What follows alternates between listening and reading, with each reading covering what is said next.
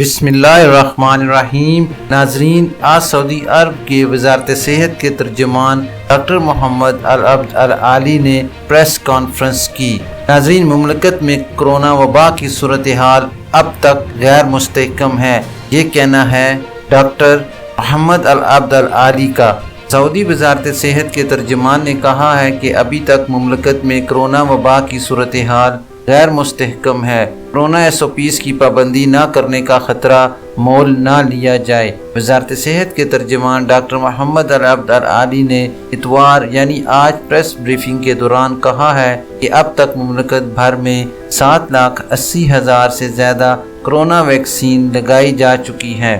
سابق web site کے مطابق ترجمان کا کہنا تھا کہ جس مرحلے سے ہم گزر رہے ہیں اس کی بنیادی ضرورت ہے کہ سب لوگ کورونا سے بچاؤ کے لیے مقرر کردہ حفاظتی تدابیر کی سختی سے پابندی کریں، یہ بے حد اہم اور ضروری ہے۔ وزارت صحت کے ترجمان نے بریفنگ دیتے ہوئے مزید بتایا کہ ہماری آرزو ہے کہ وبا پر جلد از جلد قابو پا لیا جائے اور انٹرنیشنل فلائٹس بھی کھولنے کی اجازت دے دی جائے۔ یہ ہدف اسی صورت میں حاصل ہو سکے گا جب وائرس سے بچاؤ اور اسے پھیلنے سے روکنے کے لیے مقررہ ضوابط کی اچھی طرح سے پابندی کی جائے گی۔ العبد العالی نے لوگوں سے اپیل کی ہے کہ وہ ویکسین لینے کے لیے صحتی ایپ پر اندراج کرا لیں۔ یقین رکھیں کہ ویکسین محفوظ اور مؤثر ہے۔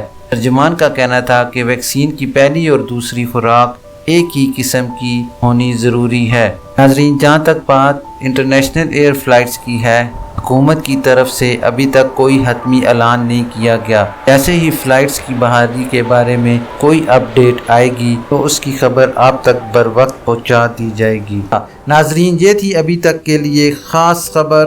ملتے ہیں نیکسٹ بلیٹن میں اسی طرح کی معلوماتی اور اہم خبر کے ساتھ۔ ویڈیو ختم کرنے سے پہلے نئے آنے والے حضرات سے گزارش کروں گا کہ کائنڈلی میرے چینل کو لائک، سبسکرائب اور بیل نوٹیفیکیشن کو اوپن کر لیں تاکہ اسی طرح کی آپ کو بہت اہم اور معلوماتی خبریں بر وقت ملتی رہیں۔ اپنا خیال رکھیے اور دوسروں کا بھی۔ اللہ حافظ۔